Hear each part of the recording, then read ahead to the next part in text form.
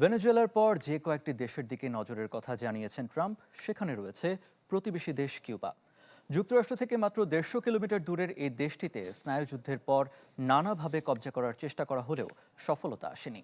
তবে ভেনেজুয়েলার ওপর অযাচিত হস্তক্ষেপের পর বিপাকে দেশটির অর্থনীতি, আর দেশ দখলের আশঙ্কায় সাধারণ মানুষ।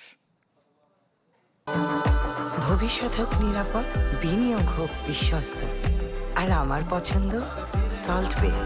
ওয়েলকাম টু সল্ট বে। 2000 সালে ভেনেজুয়েলার প্রেসিডেন্ট হুগো চ্যাভেজ নিজ ঘরানার দেশ কিউবাকে ভর্তুকি মূল্যে জ্বালানি তেল সরবরাহ শুরু করে।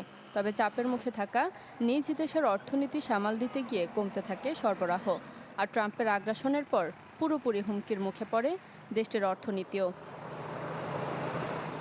এক যুগ আগেও দীর্ঘমেয়াদে অর্থ পরিশোধ, চিকিৎসক, শিক্ষক বা অন্যান্য সেবার বিনিময়ে দিনে সর্বোচ্চ 1 লাখ ব্যারেল তেল মিলত কিউবার। চ্যাভেজের মৃত্যু আর মাদুরোর প্রেসিডেন্ট হওয়ার পর রাজনৈতিক মতাদর্শের মিত্রকে সহায়তার চিত্রে আসে পরিবর্তন। 2020 সাল থেকে ভেনেজুয়েলা তেল সরবরাহ কমিয়ে দেওয়ার পর লোডশেডিংয়ের পরিমাণ দিনে 20 ঘন্টা, ফলে নেই কোনো ধরনের বাণিজ্যিক উৎপাদন। ফলাফল, গত 5 বছরে বাণিজ্য ঘাটতি প্রতি বছর 8 বিলিয়নের ঘর ছুঁয়েছে।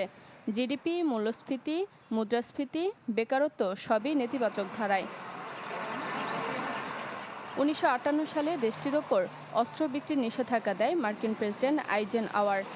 এরপর 2060, 62, 92, 96 এবং সবশেষ 2021-এ মার্কিন নিষেধাজ্ঞায় পুরোপুরি ধ্বংসের পথে ফিদেল কাস্ট্রোর স্বপ্নের দেশ।